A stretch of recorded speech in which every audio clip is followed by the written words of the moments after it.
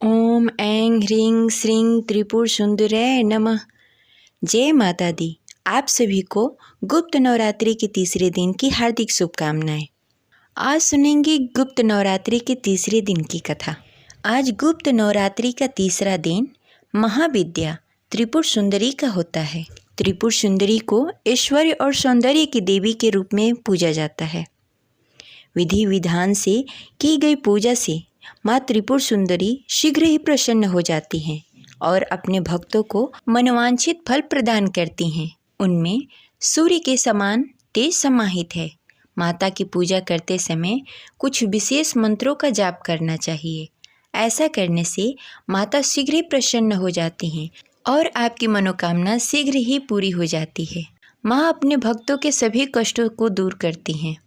माँ की पूजा करने से आत्मबल, कृति और यश की वृद्धि होती है। देवी त्रिपुर सुंदरी अनुपम सौंदर्य और भक्तों को अभय प्रदान करने वाली यौवन युक्त और तीनों लोकों में विराजमान है और उन्हें कई नामों से जाना जाता है।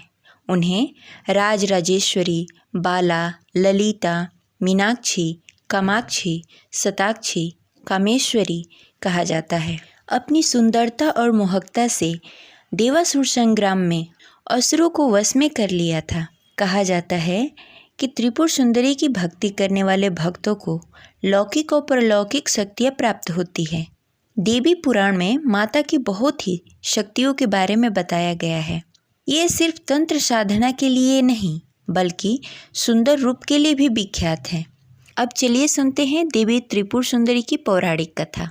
देवी त्रिपुर सुंदरी शांत मुद्रा में लेटे हुए सदा शिव की नाभि से निर्गत कमल आसन पर विराजमान है। चतुर्भुजी भुजाओं में देवी के पास अंकुश, धनुष और बाण है। देवी के आसन को ब्रह्मा, विष्णु, शिव और यमराज अपने मस्तक पे धारण करते हैं। देवी 3 नेत्रों से युक्त और मस्तक पर अर्धचंद्र धारण करती हैं। देवी त्रिपुर सुंदरी अपने भक्तों की हर प्रकार की मनोकामनाओं को पूर्ण करती हैं, उनकी हर विपत्ति को दूर करती हैं और उन्हें अभय प्रदान करती हैं। कहा जाता है कि देवी त्रिपुर सुंदरी की पूजा करने से आत्मबल, यश और कृति प्राप्त होती है। पौराणिक कथा के अनुसार देवी त्रिपुर सुंदरी की उत्पत्ति का रहस्य सती वियोग के पश्चात भगवान शिव सर्वदा ध्यानमग्न रहते थे। उन्होंने अपनी संपूर्ण कर्म का परित्याग कर दिया था, जिसके कारण तीनों लोकों में संचालन में व्याधि उत्पत्ति हो रही थी। उधर तारकासुर ब्रह्मा जी से वर प्राप्त किया था कि उसकी मृत्यु शिव के पुत्र द्वारा ही होगी। समस्त देवताओं में भगवान शिव को ध्यान से जगाने के लिए कामदेव और उनकी पत्नी रति देवी को कैलाश भेजा। उधर कामदेव ने कुसुमसर नामक मोहिनी वाड़ से भगवान शिव पर प्रहार किया। परिणाम स्वरूप शिव जी का ध्यान भंग हो गया। देखते ही देखते भगवान शिव के तीसरे नेत्र से उत्पन्न क्रोध अग्नि से कामदेव जलकर भस्म हो गए।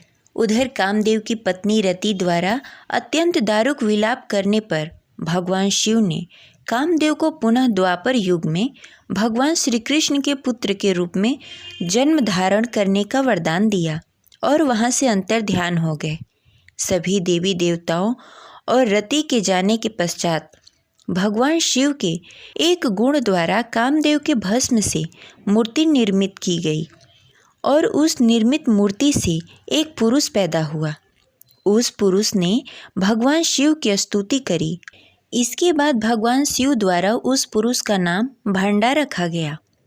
शिव के क्रोध से उत्पन्न होने के कारण भंडा तमोगुण संपन्न था और वह धीरे धीरे तीनों लोकों में भयंकर उत्पात मचाने लगा। देवराज इंद्र के राज्य के समान ही भंडासुर ने स्वर्ग जैसा राज्य का निर्माण किया तथा राज्य करने लगा। इसके बाद भंडासुर ने स्वर्गलोक पर आक्रमण कर दिया और देवराज इंद्र और स्वर्ग को चारों तरफ से घेर लिया। भयभीत इंद्र नारद मुनि के शरण में गए और इस समस्या का निवारण का उपाय पूछा। देवर्षि नारद ने आदि शक्ति की यथाविधि अपने रक्त तथा मांस से आराधना करने का परामर्श दिया। देवराज इंद्र ने देवी की आराधना की और देवी ने त्रिपुर सुंदरी स्वरूप में प्रकट होकर भांडासुर का वध किया और देवराज पर कृपा की और समस्त देवताओं को भय मुक्त किया। गुप्त नवरात्रि के तीसरे दिन माता चंद्रघंटा की भी पूजा करनी चाहिए। जिस प्रकार नवरात्रि में माता दुर्गा के 9 रूपों की पूजा की जाती है, उसी प्रकार गुप्त नवरात्रि में 9 महाविद्याओं की पूजा की जाती है। गुप्त नवरात्रि की पूजा करने वाले तथा उपवास रखने वाले को सुबह शाम नियम पूर्वक पूजा और आरती करनी चाहिए और व्रत कथा पढ़नी तथा सुननी चाहिए। ये रही आज की कथा। आशा करते हैं आपको अच्छी लगी होगी। तो इस वीडियो को लाइक करें और हमारे चैनल को सब्सक्राइब करें और बेल आइकन को प्रेस करना ना भूलें। आपका लाइक हमारे लिए बहुत महत्वपूर्ण है। मिलते हैं अगले वीडियो में। तब तक के लिए जय माता दी।